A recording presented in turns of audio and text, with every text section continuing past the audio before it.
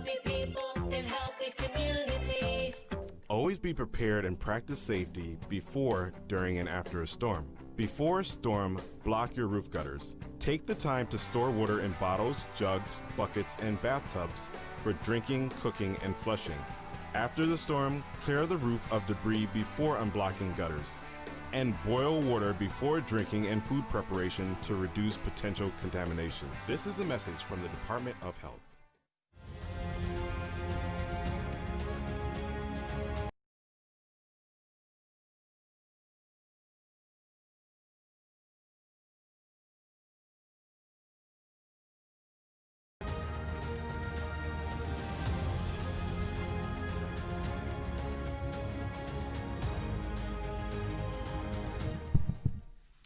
Good afternoon, members of the media and members of the public who are watching at home. Today, I'm joined by the Minister of Health and the Minister of Finance who will provide information from their respective ministries. The Minister of National Security is also joining us this evening and is able to answer any questions that members of the media may have. We will begin our press conference tonight with an update from the Minister of Health. Minister? Good afternoon, everyone. Today, there were 1,149 test results received by the Ministry of Health, and none were positive for COVID-19. Bermuda has had 166 total confirmed positive cases, and their status is as follows. 147 have recovered, and there are 10 active cases who are all under active public health monitoring. None are hospitalized or in critical care, and the total deceased remains at 9. The average age of all of our confirmed positive cases is 58, and the age range of all of our positive cases is from 18 to 101 years of age. The source of all local cases is as follows. 61 are imported, 85 are local transmission with a known contact, 19 are local transmission with an unknown contact, and 1 is under investigation. Bermuda's country status remains at sporadic cases, and the 7-day average of real-time reproduction number is less than 1. On Monday, the Ministry of Health advised 18 positive cases, 3 were imported, and 1 is under investigation. All are isolated, and contact tracing began immediately. There's been much public speculation regarding one of the cases and the movements of that particular individual. I can advise you today that the staff at the Department of Health have since visited all of the places where the traveler went prior to receiving their positive test results.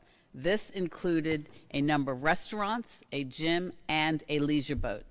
Staff visited for contact tracing purposes to answer any questions or concerns from individuals working in those venues and to ensure that appropriate cleaning and health protocols were in place. Now, some have wondered why the Ministry of Health did not name those locations in the media. I think this would be a good time to clarify that the public health is guided by the principle to only publicly name an establishment or business when there is an ongoing threat to the public or when there is no way that the epidemiology and surveillance unit can contact trace persons at that place. And in this instance, neither of those situations occurred. We must be aware of the negative impact of naming of an establishment could have on them to be branded with an unfair stigma which may affect the livelihoods of those working there. If they choose to publicly name themselves, then that is their prerogative. But please do not misunderstand me. Be assured that we would never put anyone's health in jeopardy for the whole sake of a business's privacy. It is important to note that 2 of Monday's new cases were recent travelers who had negative pre-departure tests and negative arrival tests, and they did not test positive until their subsequent tests. This reinforces something which I have mentioned previously. You are not out of the woods completely until you have received your negative result from your day 14 post-travel test. Symptoms of COVID-19 can take 14 days to develop. This is why travelers are not free to roam until they clear their day 14 test. Once travelers have 2 negative tests, then they can roam with the utmost care. But that means that they must physically distance, Wear a mask, avoid large groups of people and the clinically vulnerable, as well as wash their hands often. It is not carte blanche to go partying with dozens of people. Anyone arriving into Bermuda remains under mandatory 14-day public health monitoring, which includes self-monitoring of their temperatures and symptoms daily, and reporting any symptoms to the epidemiology and surveillance team. And in addition, it is very important for travelers, and this means visitors and residents alike, to remember that you must remain in quarantine until you receive your individual results by email. There has been a small number of persons who broke quarantine because they heard on the news that there were no positive results on that particular day prior. And in fact, travelers must remain in quarantine until they receive their own personal emailed results of the negative test that releases them from their quarantine. Now, as I announced on Tuesday, the Cabinet has reviewed the traveler requirements for returning arriving passengers in Bermuda who do not have a pre-departure test. Effective Tuesday, the 25th of August, any traveler arriving in Bermuda without a pre-departure test will be required to test on arrival and quarantine for at least 8 days. They will require a negative test result after day 8 to be released from quarantine, and this means that they will not have to do a day 4 test because obviously they'll be in quarantine. More importantly, the pre-departure test must be taken in the country that you are departing. That is, a test taken in Bermuda will never count as a pre-departure test to return to Bermuda. In addition, we have seen a couple of cases of residents traveling overseas, returning without a pretest, and then breaking quarantine only to fly out again. This is a dangerous practice that puts you and others at risk. We ask you to be law-abiding, responsible citizens and adhere to the quarantine requirements. We actively encourage residents to avoid non-essential travel at this time. During a pandemic, a holiday will never be entirely safe. But if you must travel, it is best to get a pre-departure test before you come back. This will keep you safe and prevent the mandatory 8-day quarantine on your return. To support the enforcement of quarantine, all passengers who arrive without a pre-test and are subject to the mandatory 8-day quarantine will be fitted with a quarantine monitoring bracelet that will be connected to their smartphone. Additionally, this week we activated the mandatory uploading of the pre-departure test for visitors during the travel authorization process. This should provide an added layer of safety for travelers and will further enhance and ensure compliance regarding the requirements for all visitors to Bermuda to have a pre-departure test before traveling to Bermuda. The exception to this requirement, of course, are those aged 9 and younger, who must upload a government ID with proof of their age in place of the pre-departure test. Finally, in light of this week's imported cases, I would like to encourage all businesses and public-facing establishments to reacquaint themselves with the guidance for each of their sectors, which can be found at coronavirus.gov.bm. Likewise, for the general public, you are also advised to ramp up preventative measures, wash your hands frequently, wear your mask diligently when mixing with other households, avoid large groups, and keep 6 feet away from others if you are unmasked. Remember a simple rule. Avoid the 3 C's: closed spaces, crowded places, and close contact settings. Thank you, Bermuda, and stay safe. Thank you, Minister of Health. I would like to reiterate your message of the simple steps that we can take to reduce the risk of additional spread of the virus. Wear your mask. Stop shaking hands. Be careful with your interactions and keep the physical distance. Remember, many persons who are carriers of this virus are asymptomatic. That means that they don't have a fever, that they're not coughing, they literally have no symptoms and they feel perfectly fine.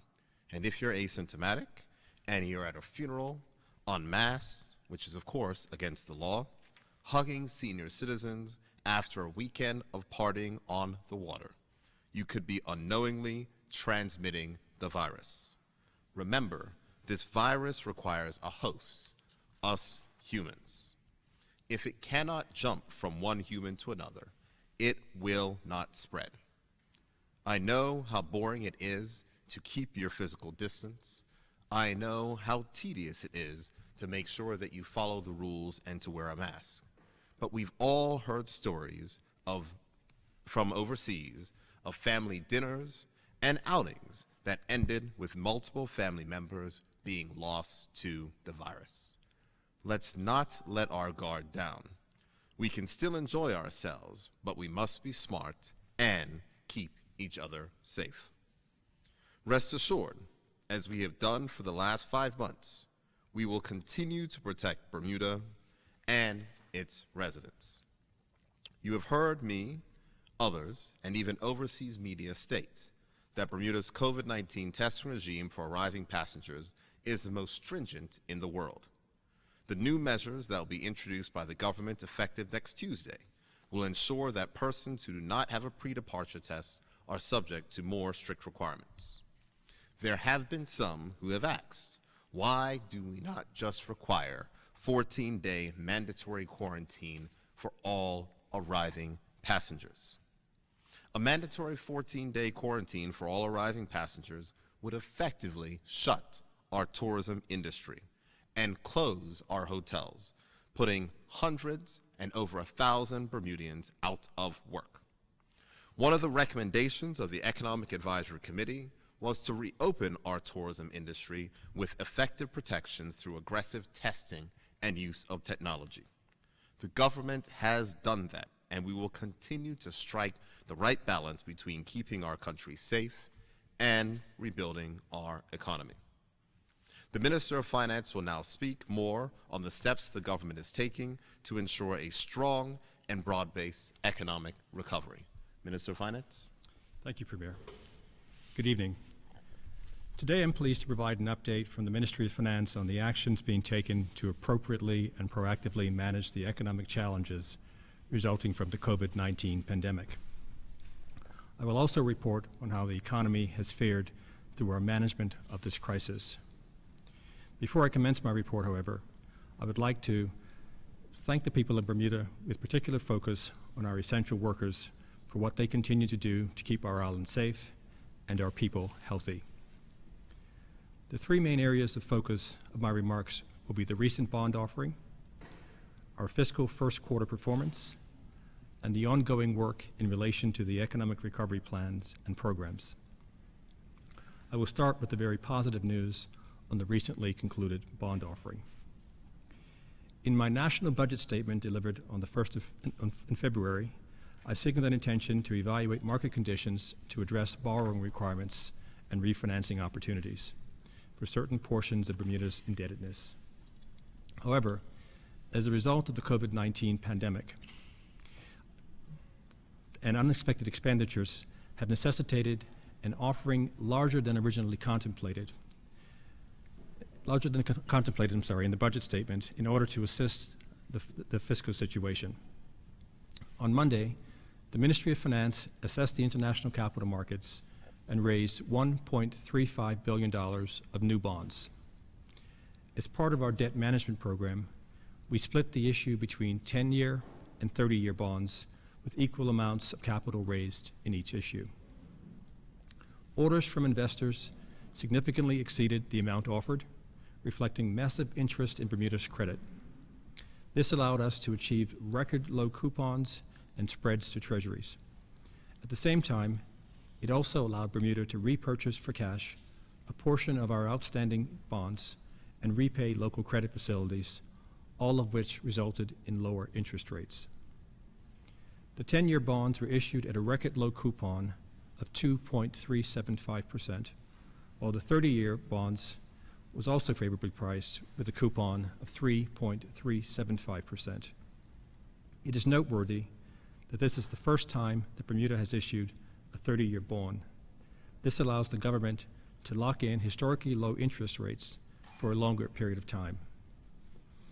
As noted in press reports on this matter, the offering commenced with a series of virtual meetings over 3 days last week to update investors primarily in the United States and Europe. With the ongoing COVID-19 pandemic, investors were focused on steps the government is taking to mitigate the economic impact of the pandemic, largely contain it to this year, and position ourselves for a solid economic recovery. Feedback from prospective investors was very constructive and supportive of the proposed transaction. Accordingly, the offering on Monday attracted healthy demand from some of the world's top investors, allowing the government to execute on its strategy to not only fund large unexpected COVID-19 related expenditures, but also to refinance existing debt at much lower rates. While total debt has increased by about $520 million, the average interest rate on the entire portfolio has decreased by approximately 59 basis points, or 0.59%. Further details of the offering will be released by the Ministry of Finance in a separate press release. In that context, I will now turn to an update on the financial performance in the wake of COVID-19. With the onset of the COVID-19 pandemic, it has had a profoundly negative impact on the Bermuda economy and consequently the government's fiscal position. The mandatory shelter in place, the closing of the airport, and the lack of cruise ship arrivals has impacted our businesses and our people. The headline numbers for the 2020-2021 national budget was a revenue target of $1.122 billion, current expenditures of $1.057 billion, including debt service, capital expenditures of $85 million, and a projected deficit of $19.8 million. However, as previously announced, the public health measures required to suppress COVID-19 have caused a severe economic shock in the Bermuda economy. The economic impact of COVID-19 has therefore had a severe knock-on effect on the 2020-2021 fiscal performance. The combination of lower fiscal revenues and higher public spending will cause the projected budget deficit of $19.8 million to significantly increase. Revenues for the 3 months ending June 30th, 2020 were $221.6 million, or $58.9 million, or 21% lower than in the budget estimates. The primary reason for this decrease was due to a shortfall in custom duty collections of approximately $20.7 million versus 2020-2021 budget estimates. With most stores and the borders remaining shut due to the COVID-19 pandemic, this has had a negative impact on goods being imported into the country. The pandemic also had a negative impact on passenger tax receipts, as there were no cruise ship arrivals from March to June, and all other receipts as the island was under the state of emergency declared by the governor on the 1st of April of 2020 and the emergency powers COVID-19 continuing precautions regulations of 2020. However, there was a bright spot as payroll tax for the period was $18.2 million higher than was estimated in the budget estimates at $134.9 million, which was collected for the first quarter. As a result of the impact of the pandemic, total revenues are tracking below budget estimates. However, with the reopening of the economy and the borders, we expect to see an increase in customs duty collections and other receipts for the remainder of the fiscal year. Current expenditures, excluding debt service for the first 3 months ending June 2020, were $281.6 million. This is $47.7 million, or 17% higher than the budget estimate. The increase in expenditure was mostly COVID-19 related, as $43.6 million was paid out for the unemployment benefit and $12.4 million was used to cover necessary public health measures to contain the spread of the virus. If not for the additional spending as a result of the pandemic, current expenditures would have been $8.3 million lower than the budget estimate. As to be expected, current expenditures excluding debt service are presently tracking ahead of budget estimates.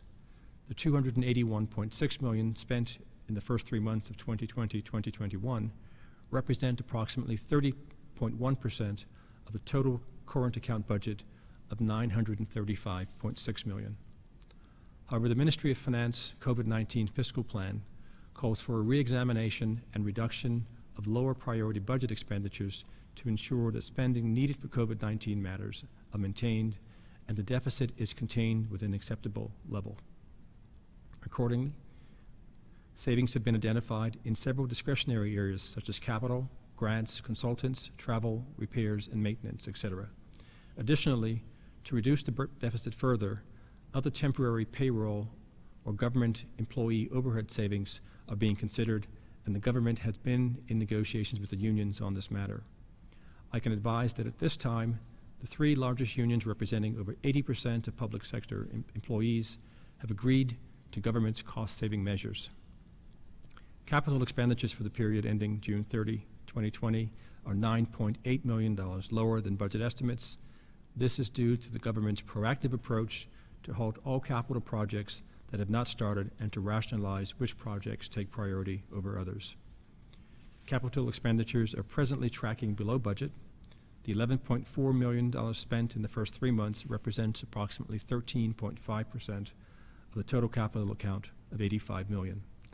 However, as mentioned before, this budgeted amount will be revised as a result of the impact of the COVID-19 pandemic.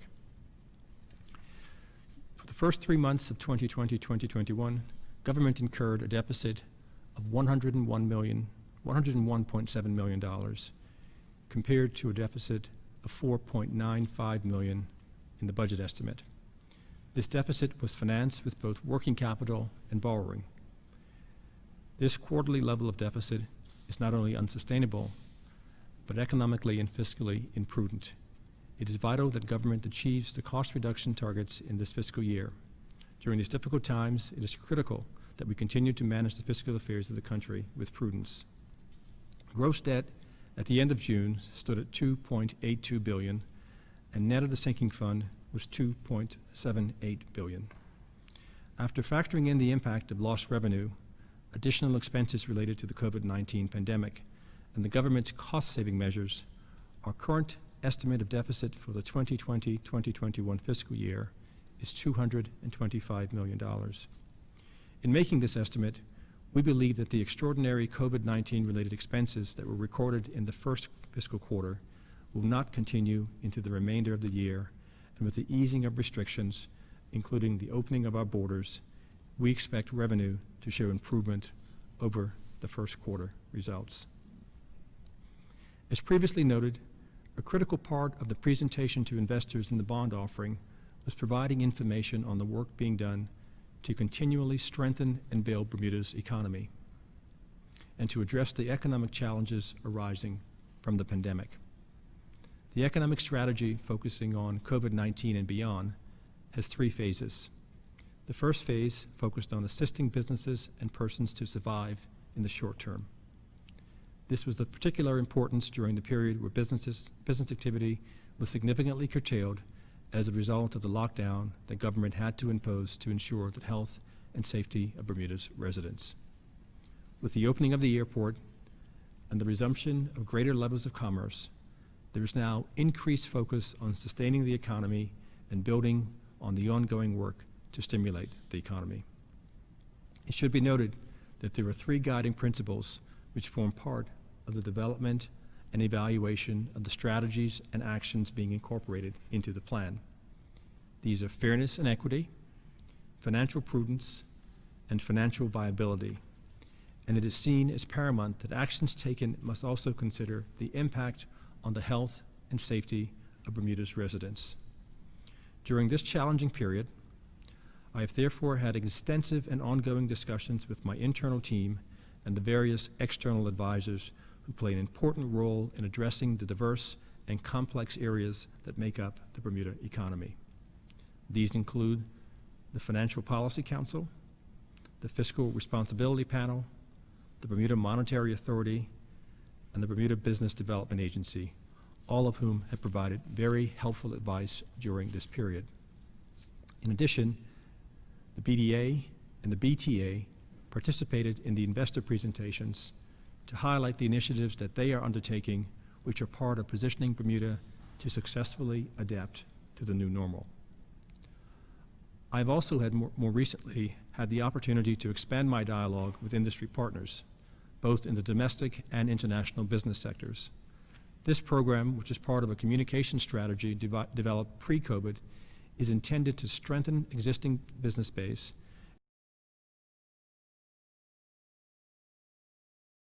I think it is important to note in these discussions. One, there have been positive reactions by industry to the government's handling of the crisis, and two, the effectiveness and the strength of the BMA as Bermuda's integrated financial services regulator. In relation to the development of the Economic Recovery Plan, the Economic Advisory Committee continues to play a key role. The Economic Advisory Committee has been meeting regularly, and they have prioritized ideas for the retention of existing business, growing existing sectors, and attracting new industries. As noted in previous updates, the Phase 1 focus was on quick wins to assist persons and entities to survive through the early stages of the pandemic, and to take actions to mitigate the impact of the economic and financial challenges.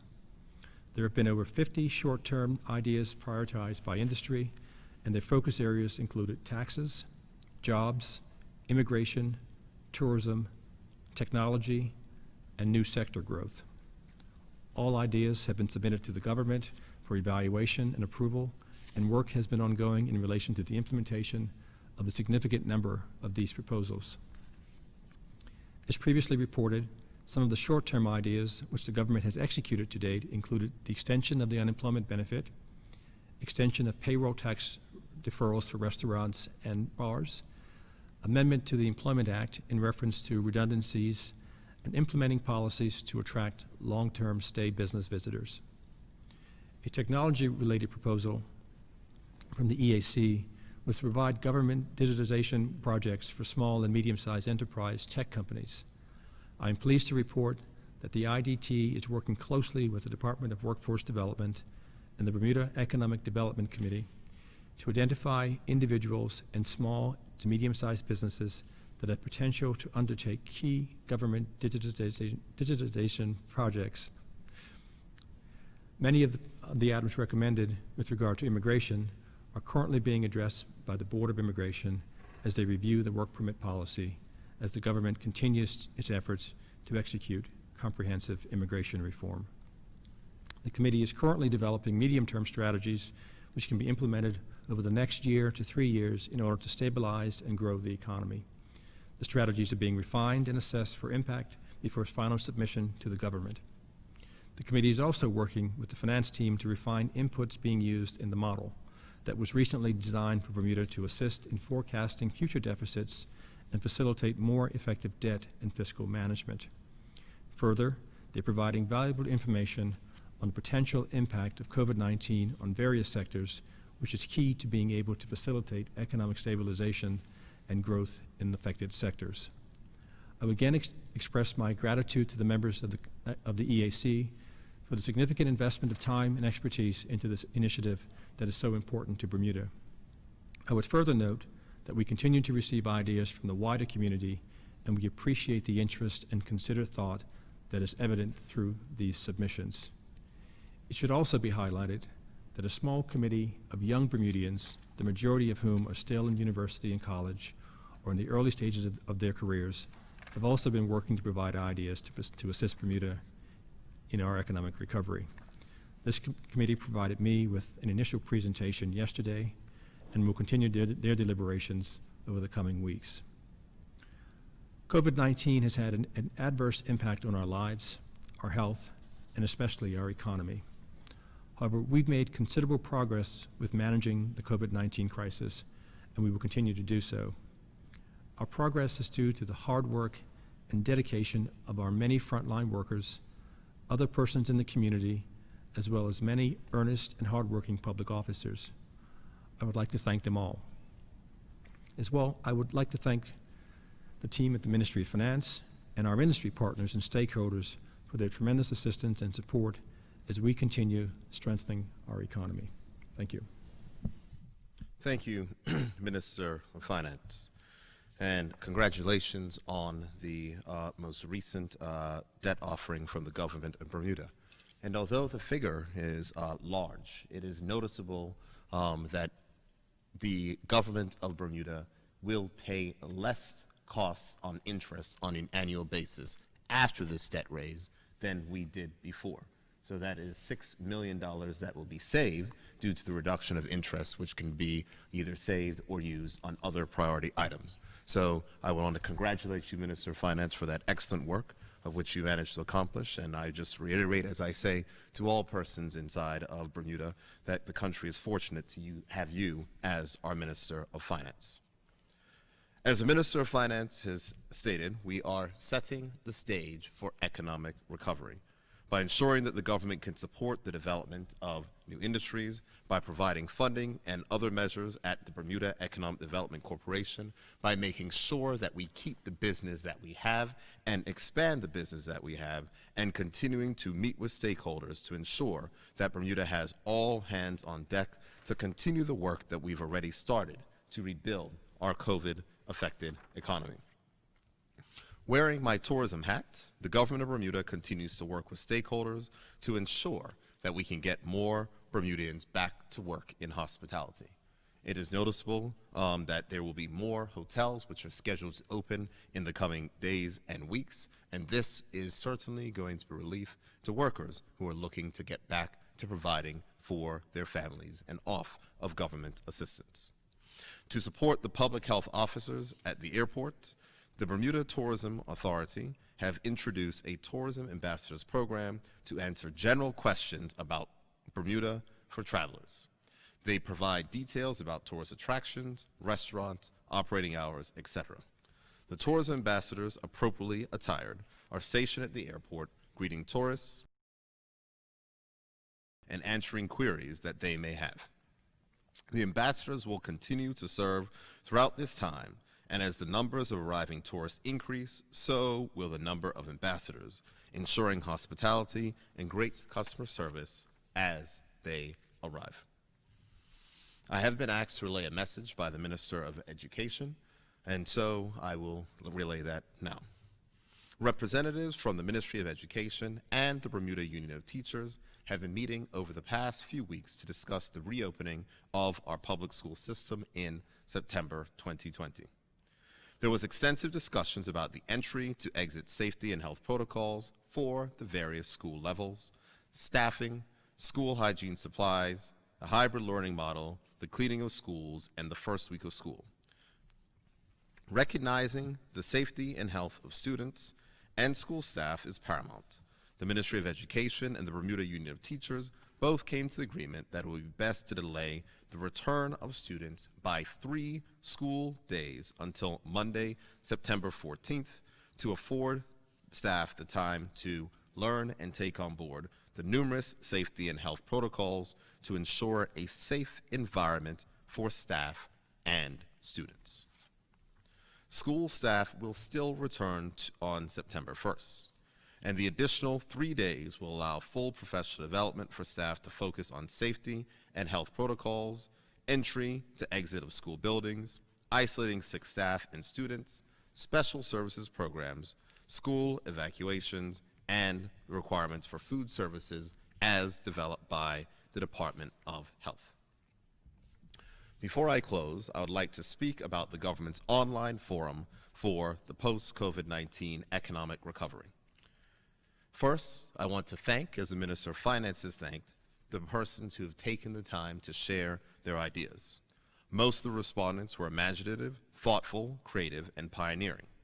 And I wish to remind persons that it is not too late to go ahead and submit an idea and continue to engage in the forum.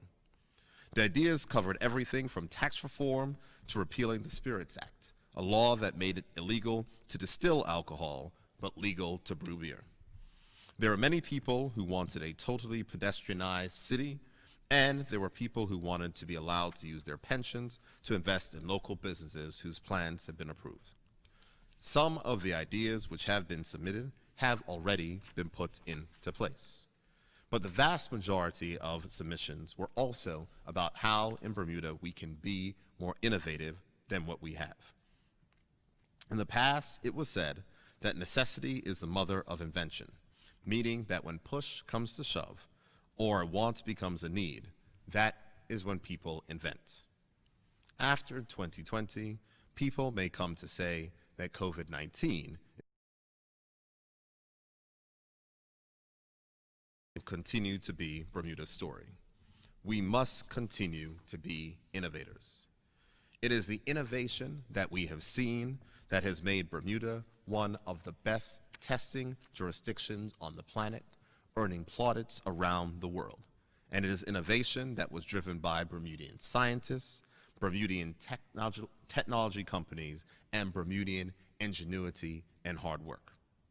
It is the same innovation that has seen our businesses evolve their models and showing more and more delivery services and others who have adopted to the new times and the new normal. We've also seen it in the retailers who are adopting their business models so they can better service not only locals, but also our visitors. And then there are those in our tourism industry who are modifying how they are servicing customers in the middle of a pandemic, and in some cases, not even waiting for airlift, but developing their own so they can make sure to keep Bermudians employed. This is the ingenuity that the country must continue to have as we move forward during this economic recovery. What I can state is, to date, we have done a good job, and we have certainly managed while keeping our economic matters, our testing regime in a very strong place, that it has certainly helped us, but we must continue to advance. Before I take questions from the media, I will let you know that that next week will be the last weekly press conference. With schools reopening, this wonderful location will transition back to the use of the Barclay Institute. What I will let you know is that individual ministers will continue to hold regular press conferences at the AB Place Media Room. However, the AB Place Media Room will not be large enough for effective social distancing for all ministers to be in one place at a time. So we will have these press conferences on a regular basis, and I will also make myself available, as it is important that we continue to answer the questions from the public via the media that you may have. So with that, I'm pleased to now take questions from the media for any of the ministers who are here in attendance.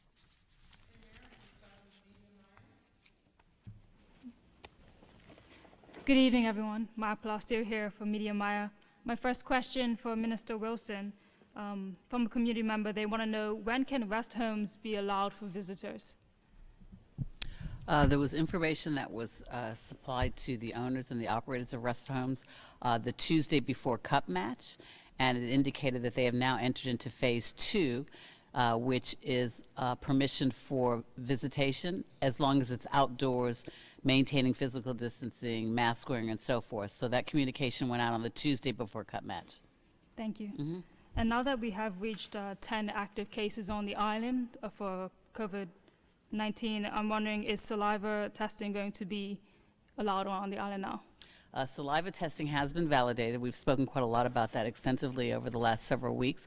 It has been validated, and in fact, we were part of a meeting this afternoon that spoke about wider use and distribution of saliva. So that is being discussed. Persons that enter Bermuda that do not have a pre-test are tested with the nasopharyngeal as well as the saliva test upon entry into Bermuda. Thank you. Now, my next question had to do with education. I see the minister's not here, but I'm hoping... The Minister of Education has arrived, and he will happily take your questions. Oh.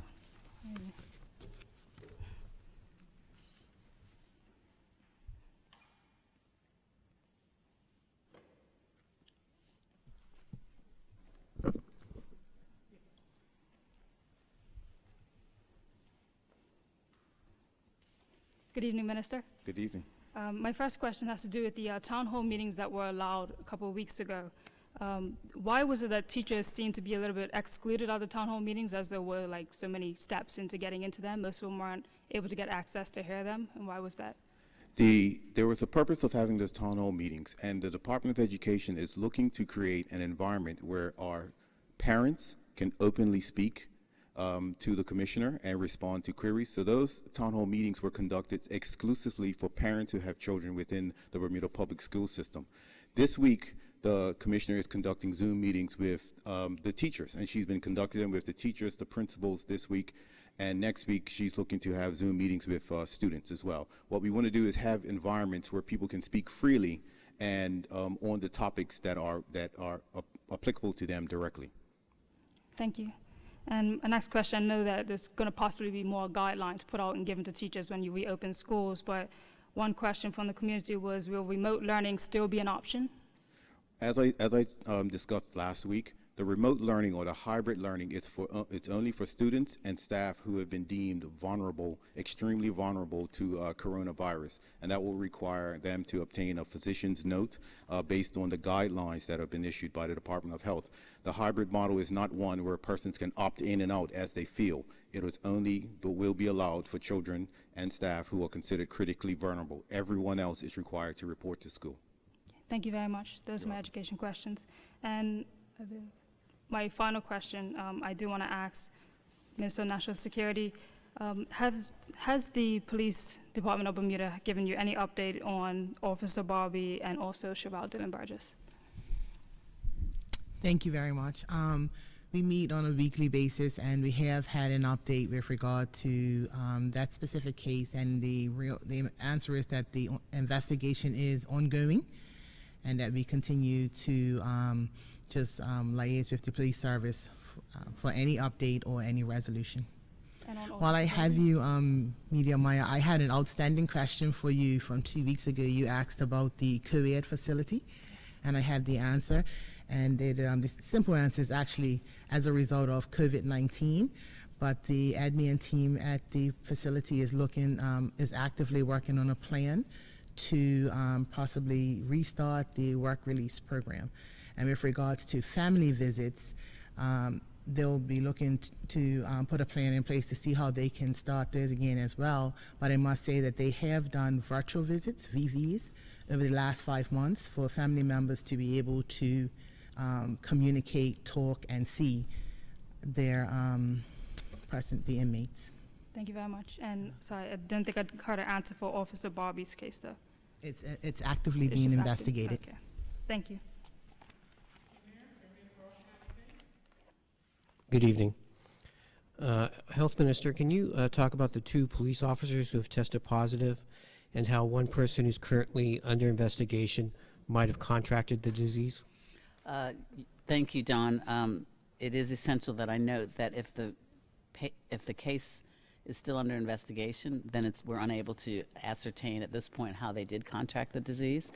The World Health Organization's guidelines say that if following one incubation period, namely 14 days, the investigation hasn't resulted in a definitive answer as to how that person contracted it, then we list it as local transmission with an unknown source. And the situation with the 2 police officers? They're still isolated at this point? When a person tests positive, then they have to, public health guidance says that they must remain isolated. So they're correct. They are isolated, yes. Thank you. The government has assured parents and teachers that students will be safe in their classrooms. Do you have a red line limit with regard to local transmission that will cause you to close school as it happened in March? Or are you going to keep the schools open even if there's local transmission in the community? Is there a number sort of thing? Right. That is very important to note that we are making progress with respect to identifying the alerts and the situations insofar as what the plans are for outbreaks. A lot of that will be based on a number of things. One is the nature of the outbreak insofar as how many students, staff, faculty members are affected, if any. Also, what is the community transmission level as well? So those are factors that will play into that. And it's important to note that we're trying to, which you hear us speak about the bubble, which is really important because we're trying to ensure that people remain in these bubbles as much as possible, even whilst they're in school, so that it'll be a lot easier, it'll be harder for any type of potential transmission. However, again, we are working with the Department of Health, with the Department of Education, so that we can get that plan established, and that will be communicated accordingly. In this, just to follow up with that, in the schools, if there's a case within a bubble, will it be then that that bubble is removed from the school, or will it be a whole school shut down? That's a very good question indeed. The contact tracing will take place. If there is a case in a bubble, then that means that person will be required to isolate. However, during the course of the contact tracing, which we've spoken about numerous times during these press conferences, a lot of it will be determinable upon how many people may potentially be a contact. If, for example, there is a person in the bubble has had very minimal contact with anybody, then there will probably be less likelihood for there to be a requirement for the whole school to shut down. All those circumstances will be evaluated on a case-by-case basis. Much of it will be determined upon the nature of the contacts. Okay, But I thank you. think what's important to note, and that's why we have the rules which have been put in place, though some persons are worried about them, that any student who is in a household where persons would have traveled will not be able to return to school for 14 days, making sure we take full and extra precautions in that measure. Okay, thank you. Staying with children, now that the saliva tests have been validated, will children under 9 be able to take them anytime soon, and what will be the age range for children? Again, there was a meeting today, and we're still in discussions with respect to how the extent of the the extent of the application of the saliva test. And those conversations are taking place as recently as a couple hours ago. All right. So next week, maybe? Hopefully, yes. Hopefully. I'll be able Okay, to thank you. report more. If the case under investigation turns out to be a true positive, then we are likely to have evidence of local transmission. How widely are we testing in the community, excluding new air arrivals? In other words, what percentage of the tests are being done on non-travelers? At this point, over the last 10 days, we've tested over the last 10 days, 82% of all of our tests have been on travelers. However, as you've heard me mention previously, and I'd like to take this opportunity to repeat my plea that we have the pop-up testing, and we would like to encourage all individuals, particularly those individuals within the essential services or within industries where they have a lot of contact with people, such as beauty parlors, et cetera, to make themselves avail themselves of the free on-site pop-up testing at MDL as well as the other locations in Bermuda so that they can get tested. But with respect to the existing testing regime, under the last 10 days, 82% of those persons were travelers. Thank you. How accurate are the local PCR tests in terms of sensitivity and specificity? Specificity. You know what I mean. I know what you mean. You know what I mean. Yeah. How many cases are they expected to catch as a percentage versus the cases they miss? Well, with respect to the PCR nasopharyngeal, that has a 70% accuracy rate. However, it doesn't have anything to do specifically with the PCR test as opposed to the type of specimen and the time of collection, which is the one. Those two factors collectively will help to determine the accuracy with respect to the results. The PCR tests themselves are extremely sensitive, and they can pick up at least 2 strands of the virus. So that shows that they have quite a high degree of sensitivity. Last question. How much? This is for the finance minister. How much will the government be paying in interest next year? And compare that to what we would have paid without the $1.3 billion new bond issue. So, Don, the interest expense under the old capital structure, exclusive of the new bonds, would have been $124 million. The new number will be $127 million. Let me correct something. The Premier mentioned before $6 million of savings. That's $6 million of savings on the old debt stack, plus another $3 million of savings on the bank debt that we refinanced. So we are effectively borrowing $500 million more and paying for that $3 million as a difference.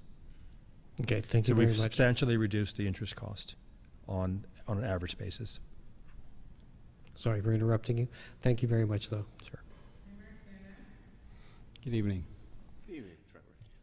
Yes, sir. Minister of Health, can you clarify, can you explain the difference between inactive case and positive cases? I'm sorry. Can you explain the difference between as you started out by saying tonight, 10 active cases. Is that not considered 10 positive cases? You're absolutely right. An active case is a positive case. That means that they are still active within, with respect to the virus, and so we would classify them as active. But in order to be active, you have to be positive. Thank you. I just wanted you to clarify that for those that are viewing. Okay. My next question goes to the Premier. Premier, can you confirm members of the judiciary have refused to participate in the government's proposed 10% salary reduction that has been applied to all members of the public service? And can you also confirm that industrial action was threatened by this public officers at the judicial department? Thank you for your question, Trevor. Yes, I can confirm that that is correct, that we were made aware of the possibility of industrial action by persons at the courts due to the displeasure that the officers of the courts have decided that they would not participate inside of the government's cost-cutting measures. This was a matter that I raised with the governor last week at our weekly meeting. On Wednesday, the governor undertook to discuss the matter with members of the judiciary, as the members of the judiciary come under the governor and not under the government. However, what I will say is that if the premier of the country can take a pay cut, if the governor of the country can take a pay cut, if the ministers of the cabinet can take a pay cut, if the chief justice can take a pay cut, if the registrar of the Supreme Court can take a pay cut, then I think that members of the judiciary should, in the spirit of shared sacrifice and recognition, should also participate in this scheme. It is disappointing that they haven't. The Minister of Finance has laid out very clearly the measures which are necessary and required. We hear a lot, I would say, from the bench in regards to the challenges of which exist in our community and the need for the government to find resources.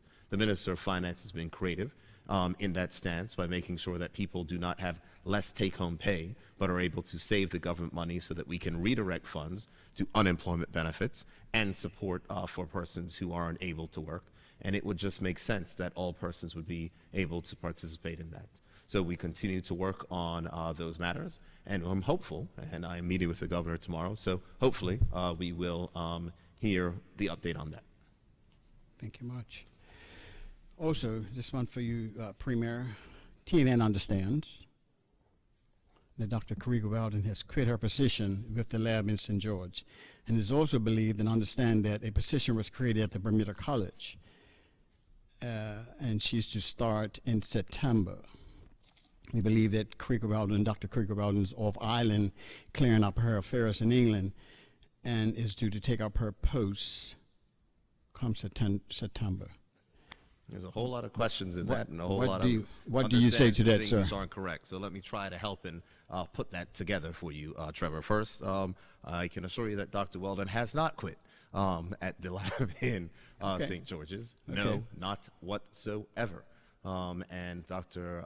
Karika Weldon, no. So that has not happened. What has happened, however, is that we are very fortunate, happy, and I am elated that Dr. Karika Weldon has decided to relocate from the United Kingdom to Bermuda.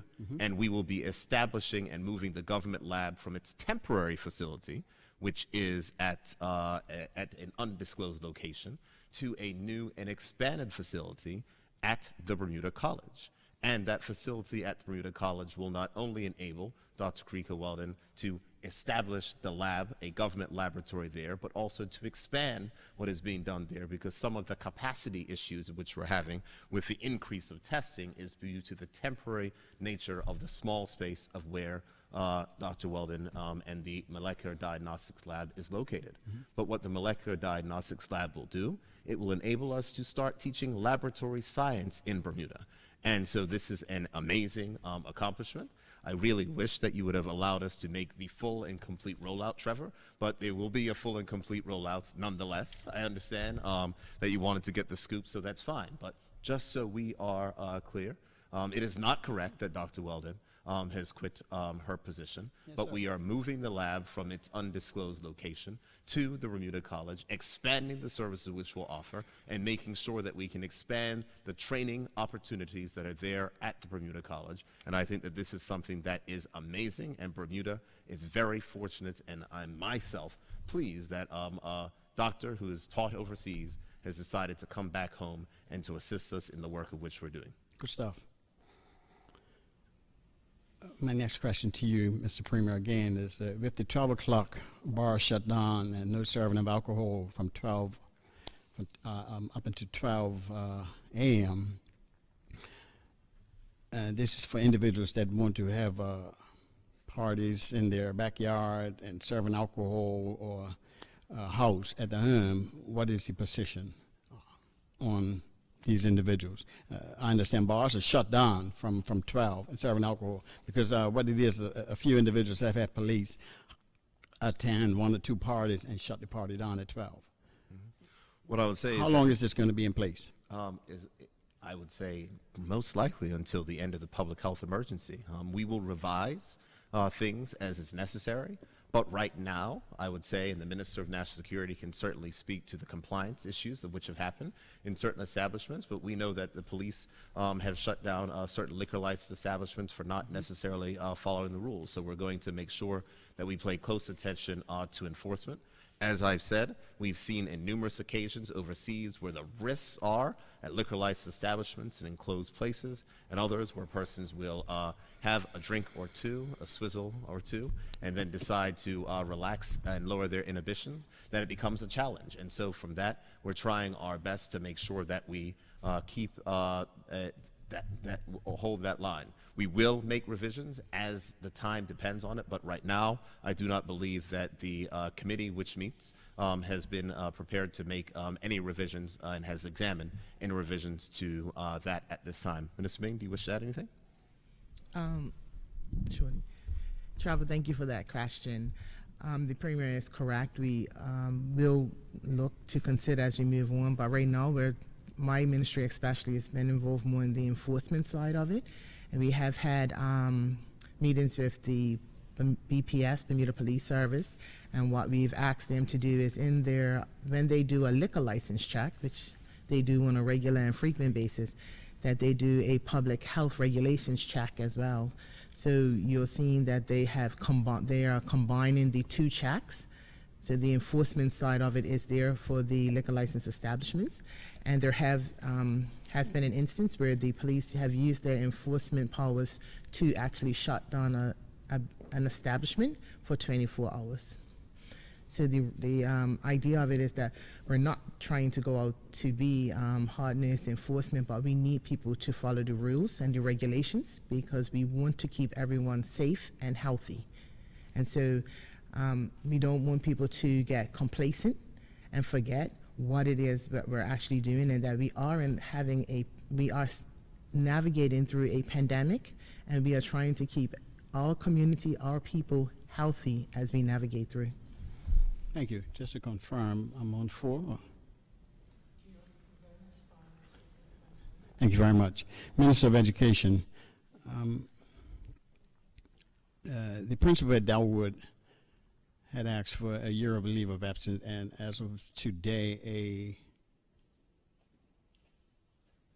when will you be announcing the new principal that's going to run that facility? The principal of Delwood had put in for a leave of absence. That means that the principal that was last year or last term is not there no more. So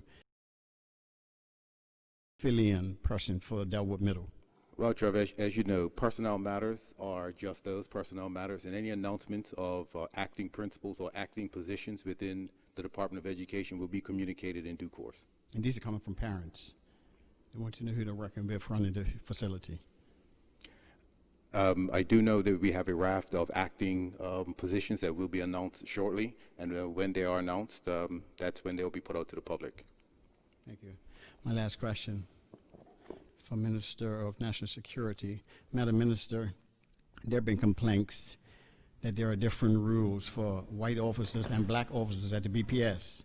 Officers were officers have told myself that the situation involving Superintendent Jill Murray is a case in point. Mrs. Murray was accused of assault by a constable who has been suspended. The feeling is that the BPS management is dragging its feet on these issues while it has moved quickly to suspend the officer that made the initial complaint. By any chance, have you communicated or have you heard anything or communicated from the Commissioner of Police on these matters?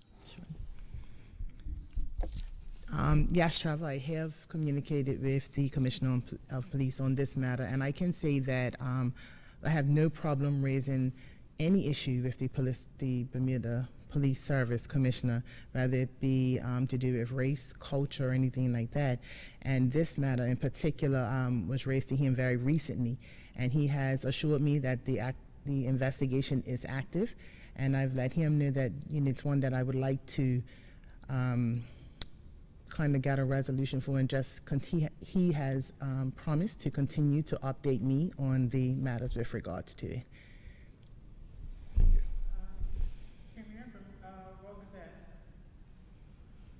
Good evening, Sarah Lagan from the Royal Gazette.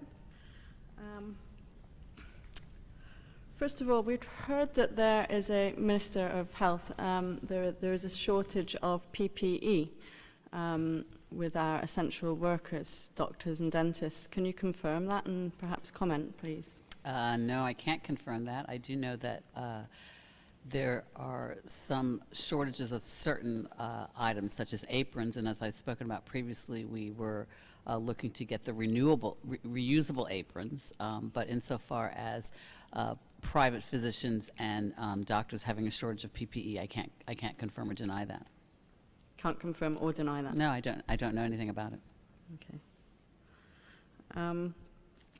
Question for Mr. Dickinson. You'd mentioned that I believe 3 unions were in agreement with your plans. I think last time you spoke, there were still questions hanging over the uniformed services. Can you give us any information about that? Discussions with the uniformed services continue. Continue? Yes. Is there a timeline on the outcome of that? Sarah, I don't know how long a piece of string is, and so I can't tell you when it's going to be resolved, but I know that we are working hard to get it resolved. Okay. Do we have any handle on how many residents have left Bermuda since, I guess, the outbreak of COVID-19? We've been hearing a lot of headlines of hotel workers leaving. Do we have a figure? Are we keeping track? Do we have a figure and are we keeping track? The answer is no. We'll be able to certainly try to get a figure given the travel patterns and doing some data mining on our immigration systems. We will be able to do that, but we have not yet done that. Okay. Question for the Minister of Education. Hi. Good evening. There have been some concerns about school buses. There were problems before COVID came along with getting kids to school on the buses, and a lot of people think it's, things can only get worse with the current climate. In terms of safety, like pupil safety, getting kids to school and being able to physical distance, it's one thing with adults, it's perhaps another thing with students, younger students in particular.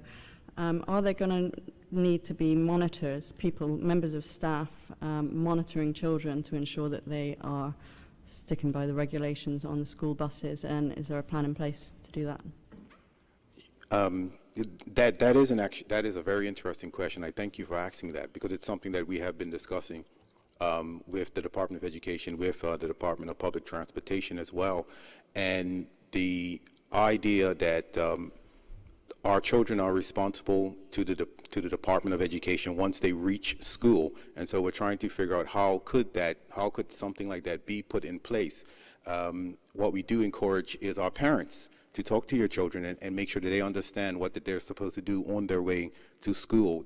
We can't possibly have someone there for every single possibility, with our children, and we will rely on parents quite heavily to talk to their children, get them to understand the things that need to happen, and teach them the proper way to handle themselves when leaving the house and getting to the school grounds. But with that said, it is something that is under discussion between the Department of Education and the Department of Public Transportation. Okay, another question for you. With the announcement tonight that there's going to be a delay to the start of school, could you outline some of the pertinent points, perhaps some of the bigger concerns that have led to this decision? The teachers are back in our schools on September 1st, and the children were scheduled to come back on September 9th. It is mandatory that teachers have a minimum of 2 days to get their classrooms together. So when we looked at the amount of time that would be in place to make sure that teachers had practiced the various guidelines of the entry and exit protocols and how things would happen within the school, it was decided that it would be best to give some time to allow several run-throughs with teachers on site to ensure that they understand and that we could see any potential hiccups that may occur and have opportunity to fix them. At the end of the day, the important thing is making sure that our facilities are safe for all of our staff and students to return to, and so an extra 3 days will give us that opportunity to ensure that everyone is on the same page, and any potential things that can come up while you're doing your actual run-throughs can be solved and eliminated before children get on site. Can I repeat that question without using up another question? Because it was the pertinent concern. Obviously, you're going to have a run-through, but are there any serious concerns that parents, teachers are having? No, there isn't any particular concerns. It was just something, as we were discussing with the BUT, as the Premier had announced, when we were having our weekly conversations with the BUT, and we were going through, stepping through how the days between teachers coming in and the students coming in, how they could work in terms of what normally goes on. That's when the decision was made. The idea came about was, well, what about if we just delay the students coming in by 3 days to give us just that extra time? And so there was nothing in particular that led to that. It's just taking the opportunity to give everyone a little extra time to get comfortable with the protocols. Okay, one more question. Thank you very much. Thank you to the members of the media for their questions this evening. Thank you for the attention of which you've paid to us this evening. As I stated, we will be back here again next week, Thursday. In closing, I want to remind persons that it's very simple, just as the Minister of Health said. Simple rule, avoid the three C's: closed spaces, crowded places, and close contact settings. Wear your masks, wash your hands, stop shaking hands, and let's make sure that we continue to remain vigilant so that we can keep any transmission of this virus on our shores at bay. With that, thank you all, and good night, Bermuda.